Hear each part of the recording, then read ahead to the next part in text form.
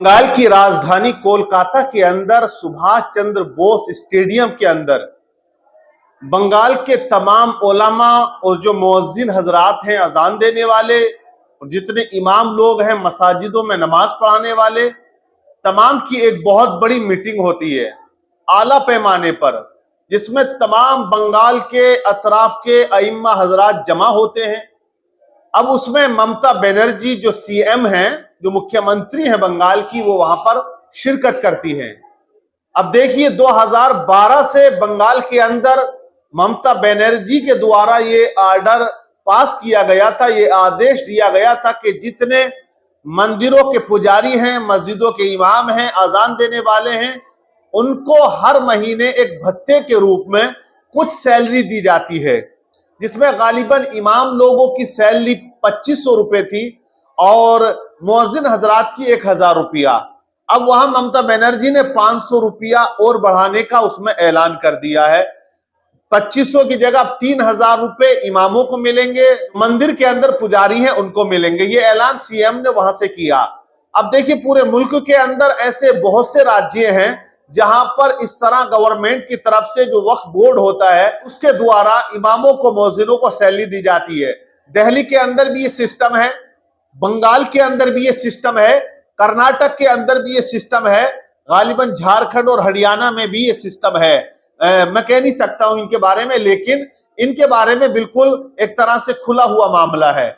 लेकिन अब देखिए जो तमाम अइम्मा हैं उन लोगों की तमाम ये गुजारिशें हैं और अदर राज्यों में भी कि वहां पर भी इस तरह से एक मदद के रूप में, एक सैलरी के रूप में गवर्नमेंट की तरफ से कोई ना कोई भत्ता उनको मिलना चाहिए। ये एक अच्छी पहल है ममता बनर्जी की। अब यहाँ पर कुछ लोग सियासत भी करते हैं, राजनीति भी करते हैं। अब तमाम उलमा जब वहां जमा होते हैं तो उन्होंने अपने मुद्दों को भी रखा, अपनी बात को भी रखा, उन्हें क्या परेशानियां हैं। क्योंकि देखिए ममता बनर्जी ने इमामों के, मुअज्जिनों के, मंदिरों के पुजारियों के दर्द को समझा, तब जाके ये सैलरी बढ़ाई। क्योंकि अब महंगाई का वक्त है, हर चीज में महंगाई है। बंगाल सरकार द्वारा जिस तरह का ये कदम उठाया गया है ये बिल्कुल काबिले तारीफ है। क्योंकि इमाम हजरात जो हैं या मुअज्जिन हजरात हैं, ये किस तरह की मतलब मेहनत करते हैं और ड्यूटी कितनी पाबंदी की दिया करते हैं। लेकिन अगर हम जब अपने समाज को देखते हैं, लोगों को देखते हैं, जगह जगह इमामों की सैलरी को लेकर बहुत ज्यादा बातें की जाती है। हर एक की जबान पर यह होता है कि सैलरी ज्यादा हो, लेकिन जबान पर ही होता है, उसे अमल में लाने के लिए बहुत कम लोग ऐसे जो कदम बढ़ाते हैं, बहुत कम लोग ऐसे हैं जो तायीद करते हैं और इस मामले में आके वो जो है इमामों के पक्ष में बात करते हैं। लेकिन आप गांव देहात का मामला अलग होता है, वहां चले जाएंगे तो आज भी वहां सैलरी, कुछ ऐसे इलाके पाए जाते हैं जहां 6, 7, 8 हजार तक बस सिमट कर जो है वो सैलरी रह जाती है। तो सैलरी को लेकर इस वक्त जो है बड़ी चर्चा बंगाल के अंदर चल रही है। तो ये कदम ममता बनर्जी का काबिले तारीफ है। आप लोग क्या कहेंगे ममता बनर्जी के इस कदम को लेकर? और जो अदर राज्य हैं, मैं तो ये कहूंगा कि उन तमाम मुख्यमंत्रियों को सोचना चाहिए, जितने भी सीएम हैं सबको सोचना चाहिए, वो किसी भी धर्म के धर्म गुरु हों, चाहे वो सिखों के हों या जैनियों के हों या हिंदू धर्म के हों या मुसलमानों के हों, तमाम को गवर्नमेंट की तरफ से एक मदद के रूप में, सैलरी के रूप में कुछ ना कुछ हर महीने मंथली के हिसाब से उनके अकाउंट में देना चाहिए। ताकि आज का जो वक्त है ना, वो सब आप जानते हैं कि महंगाई का वक्त है, सैलरी सीमित होती है, इनकम सीमित होती है, अखराजात बहुत ज्यादा होते हैं, जिसकी बुनियाद पर इमाम लोग ना तो अपने बच्चों को ऊंचे लेवल की तालीम दे पाते हैं, ना अच्छा मकान बना पाते हैं, ना अच्छे से वो अपनी बच्ची या बच्चों की शादी कर पाते हैं, जैसे कि आज का वक्त चल रहा है। आप सब जानते हैं लड़की की शादी में कितना खर्च होता है। अब अगर इमाम है तो लोग रियात नहीं करते हैं, ये नहीं देखते कि ये इमाम साहब हैं। कोई ऐसा मर्द मुजाहिद नजर नहीं आता है कि जो इमाम साहब की बेटी से ये कहे कि मैं बगैर जहेज के निकाह कर लूंगा, बगैर बारात लाए चंद लोगों के साथ आके इज्जत और आबरू के साथ में निकाह करके ब्याह के ले जाऊंगा। नहीं मिलेंगे आपको। तो जिसकी बुनियाद पर अगर इमाम अपनी बेटी की शादी करें और अगर उसमें खर्च कम करते हैं या अच्छी फैसिलिटी नहीं दे पाए या बारात का अच्छे से इस्तकबाल नहीं हो पाया, अच्छा खाना नहीं दे पाए, अच्छा जहेज नहीं दे पाए, रस्म रिवाज को जो आजकल चल रहा है मुसलमानों में उसको नहीं कर पाए, तो लोग जो है वो ताने मारते हुए हमने देखा है। लोग उसमें बातें करते हैं कि इमाम लोग ये दूसरों के घर खाने के होते हैं, अपने यहां नंबर आया तो देखो कंजूसी से काम चला लिया। तो देखिए जब पास में होगा नहीं, 15,000 सैलरी बड़ी मुश्किल से है आज, 15,000 बहुत मुश्किल से बड़ी जगह पर कहीं पर है, लेकिन मैं बताऊं ज्यादा तादाद जो है वो 10,000 और 8,000 की है। 8,000 10,000 इतनी जगहें आपको मिल जाएंगी कि जहां इमाम हजरात बस गुजारा कर रहे हैं, क्योंकि 10,000 8,000 में कुछ होने वाला है नहीं। अब जैसे कि बंगाल में अगर कमेटी की तरफ से 10,000 मिल रहे हैं और अगर प्लस उसमें गवर्नमेंट ने 3,000 का इजाफा कर दिया तो कुछ ना कुछ राहत वहां उनको मिला करती है। तो इस तरह के जो मामलात हैं उसे सोचना पड़ेगा।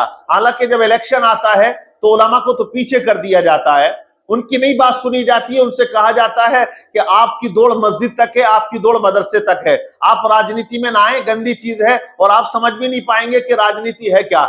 इस तरह से कहकर उलमा को पीछे कर दिया जाता है। हालांकि आप सब समझ सकते हैं कि 2024 का जो इलेक्शन है वो बिल्कुल करीब है, हर पार्टी जो है वो तैयारी में लगी हुई है।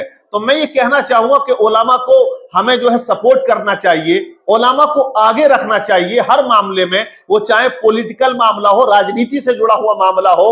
अपना जो कायद है वो हमें अपने इमाम को ही बनाना चाहिए, उलमा को बनाना चाहिए, उनके बताए हुए तरीके पर हमें अमल करना चाहिए और हर जगह उनका सपोर्ट करना चाहिए। हर तरह से उनको जो है आर्थिक व्यवस्था उनकी जो है बिल्कुल अच्छी होनी चाहिए। जब इमाम की, हमारे उलमा की आर्थिक व्यवस्था अच्छी होगी ना, जब वो दमदार होंगे, पावरफुल होंगे, ताकत उनके पास होगी हर एक एतबार से, तो वो कहीं किसी जगह पर भी अगर गलत हो रहा है तो उसको, गलत को खत्म करने के लिए खड़े हो जाएंगे। उनके पास पावर होगी, पैसा होगा, आर्थिक व्यवस्था अच्छी होगी तो समाज से बहुत सी बुराइयां खत्म हो जाएंगी और वो हक बात कहने में कभी हिचकिचाएंगे नहीं। कभी कभी ऐसा होता है जब आदमी आर्थिक तौर से कमजोर होता है तो वो बहुत सी बातों को सुन के खामोश हो जाता है, क्योंकि हदीस पाक के अल्लाह के नबी सल्लल्लाहु ताला अलैहि वसल्लम इरशाद फरमाते हैं, अगर कोई चीज गलत हो रही है मुआशरे के अंदर, कौम के अंदर, समाज के अंदर, लोगों के अंदर, और आप देख रहे हो, अगर आपके पास इतनी ताकत है हाथ से रोक सको तो आप हाथ से रोको उसको, और अगर आपके पास इतनी ताकत नहीं है, इतनी पावर नहीं है तो जबान से रोकने की ताकत हो, जबान से कहने की ताकत हो तो जबान से कहिएगा, और अगर इतनी भी नहीं है तो फिर उसको, उस अमल को दिल में बुरा जानिएगा। तो आज हमने देखा कि बहुत सी ऐसी बुराइयां हैं कि जो आर्थिक कमजोरी होने के बावजूद उलमा उसमें पहल नहीं कर पाते, कदम नहीं बढ़ा पाते हैं। तो जो लोग पैसे वाले हैं वो उसमें आते नहीं है, उलमा समझते हैं लेकिन वो कहीं ना कहीं अपने आप में कमजोरी महसूस करते हैं। तो इसलिए तनख्वाहें, सैलरियां, अदर जो इनकम है, तरीके, वो बिल्कुल होने चाहिए। जो तुच्छ सोच के लोग हैं, जो अक्सर इमाम उलमा के पीछे पड़े रहते हैं, सैलरी के रोते रहते हैं, मैंने ये भी देखा, मैं आपको बताऊं, तजुर्बे की बात बता रहा हूं मैं आपको। अगर कहीं तकर्रुर होता है ना इमाम साहब का, तो वहां गांव में क्या है मामला कि हम साहब 8,000 देंगे, लेकिन निकाह में आपको 4,000 मिलेंगे, वो आमदनी आपकी अच्छी हो जाएगी। मिलाद शरीफ पढ़ेंगे, आप कहीं जाएंगे फाता खानी के लिए, वो आपकी अलग हो जाएगी। तो उसको जोड़कर जो है वो कम रखते हैं। लेकिन मैं आपको बताऊं, जरूरी नहीं है कि हर साल आपकी बस्ती में 20 निकाह हो या 15 निकाह हो। बहुत से इमामों को हमने कहते हुए सुना है, इस साल 2 निकाह हमने पढ़ाए हैं, और आपने जो सैलरी कम रखी थी वो इस बुनियाद पर रखी थी कि निकाह हमारे यहाँ बहुत होते हैं। तो किसी की कोई छठी खाए हुए तो होता नहीं है, हर घर की कि किसकी लड़की का कब होगा, अलग अलग मामलात होते हैं यार। तो इस तरफ ध्यान ना दिया जाए, इस तरह की बातें करके सैलरी कम ना की जाए। मैं तो यही कहूंगा कि आज कम से कम सैलरी 20,000 तो होनी ही चाहिए, और ज्यादा से ज्यादा 30,000 हो। उससे भी ज्यादा जो ऐसी जगहें हैं, मैंने देखा कि मसाजिदों के जो फंडिंग है ना, उनके पास 50-50 लाख अकाउंट में पड़े हैं। ऐसी मस्जिदें हमने देखी जिनकी अर्निंग बहुत ज्यादा है, मार्केट में दुकानें हैं, उसका पैसा आता है, तो उस मस्जिद के अंदर भी तनख्वाह इमाम साहब की वही 10,000 होती है। तो मैं कहता हूं जो कमजोर जगह है, जहां लोग गरीब हैं और बस्ती छोटी है, वहां 10-12 वो देख के काम चला रहे हैं। लेकिन जो बस्तियां बड़ी हैं, जहां बड़ा मामला है, लोग ज्यादा है, आबादी ज्यादा है, पैसे वाले लोग हैं, मस्जिद का जो अर्निंग का मामला बहुत ज्यादा है, तो वहां पर भी 10,000 12,000 से काम चलाते हैं। तो ये बात समझ में नहीं आती है, तो वहां ज्यादा देनी चाहिए। और फिर काबिलियत के ऊपर भी हमें जो है वो तकर्रुर करना चाहिए। एक आदमी वो है जिसने इफ्ता किया है, मुफ्ती की डिग्री लेकर आया, उसको भी 12,000 दिया जा रहा है। एक वो है जो हाफिज और सिर्फ कारी होते हैं, उनको भी 12,000 दिया जाता है। तो यहां कहीं ना कहीं हमें बिल्कुल फर्क रखना चाहिए और उनका सम्मान, उनको रिस्पेक्ट देनी चाहिए। जो ज्यादा इल्म वाला है वो समझता है कि किस तरह से इल्म वाले के पीछे हम नमाज पढ़ेंगे तो और ज्यादा फजीलत का बाइस बनता ना। तो यहां हमें जो है ये बात समझनी चाहिए, लेकिन लोग समझ नहीं पाते हैं। बहरहाल ममता बनर्जी बंगाल की जो सीएम है, ये कदम उनका काबिल तारीफ है। और भी जितने राज्य के सीएम हैं, मुख्यमंत्री हैं, उनको भी करना चाहिए। केंद्र सरकार को भी, जो धर्म गुरु हैं जिस मजहब का भी हो, उनका कहीं ना कहीं आर्थिक तौर पर सपोर्ट करना चाहिए, समर्थन करना चाहिए और उनकी हेल्प करनी चाहिए। आप लोगों की क्या राय है, आप क्या कहेंगे, कमेंट्स करके आप बताइए। वीडियो को शेयर करें और हमारे पेज को और चैनल को भी यूट्यूब पर जाकर दिलशाद नूरी के नाम से आप सब्सक्राइब कर सकते हैं।